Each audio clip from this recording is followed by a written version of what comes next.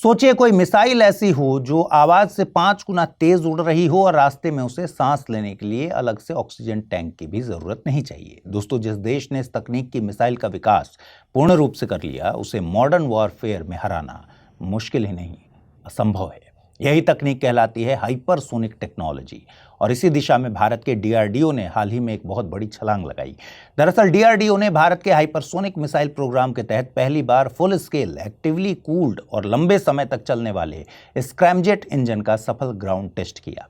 ये इसलिए खास है क्योंकि हाइपरसोनिक स्पीड पर सबसे बड़ी समस्या इंजन के अंदर पैदा होने वाली भयानक गर्मी और लंबे समय तक दहन को कंट्रोल करना होता है। और इस टेस्ट से ये साबित हुआ कि भारत अब इस चुनौती को संभाल सकता है। अब आसान भाषा में समझिए, स्क्रैमजेट इंजन आखिर क्या होता है। देखिए, स्क्रैमजेट का पूरा नाम है सुपरसोनिक कंबशन रैमजेट।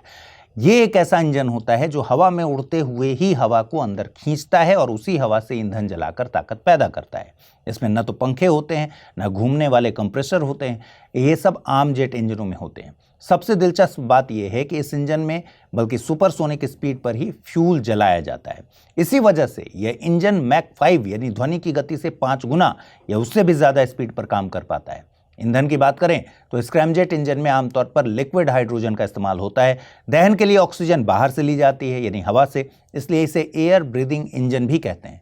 यही वजह है कि इसे हर समय ऑक्सीजन देने की जरूरत नहीं, लंबे समय तक तेज रफ्तार से यह उड़ सकता है। अब इसके काम करने का तरीका समझते हैं। स्क्रैमजेट इंजन खुद से स्टार्ट नहीं हो सकता, इसलिए मिसाइल या व्हीकल को पहले से ही तेज रफ्तार लगभग मैक 3 या उससे ज्यादा तक पहुंचाया जाता है। ये काम आमतौर पर रॉकेट की मदद से किया जाता है। जैसे ही ये स्पीड मिल जाती है, इंजन के सामने से आने वाली हवा अपने आप कंप्रेस होने लगती है। इसी कंप्रेस्ड हवा में हाइड्रोजन फ्यूल डाला जाता है और कंबशन कर दिया जाता है। कंबशन के बाद गैसें पीछे की ओर तेजी से निकलती हैं और न्यूटन के तीसरे नियम के मुताबिक मिसाइल या व्हीकल आगे की ओर तेज धक्का पाता है। अच्छी बात यह है कि फ्यूल एफिशिएंसी के मामले में स्क्रैमजेट पारंपरिक टर्बोजेट और रैमजेट इंजनों से कहीं बेहतर होता है।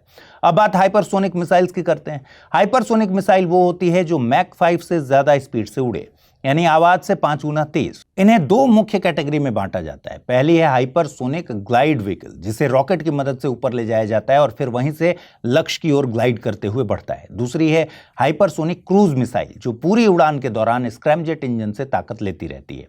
डीआरडीओ का यह सफल स्क्रैमजेट टेस्ट इसी दूसरी कैटेगरी से जुड़ा है। भारत के लिए यह उपलब्धि इसलिए भी खास है क्योंकि स्क्रैमजेट इंजन का फ्लाइट टेस्ट करने वाला भारत दुनिया का चौथा देश बन चुका है, जो इसे अमेरिका, रूस और चीन जैसे चुनिंदा देशों की कतार में खड़ा करता है।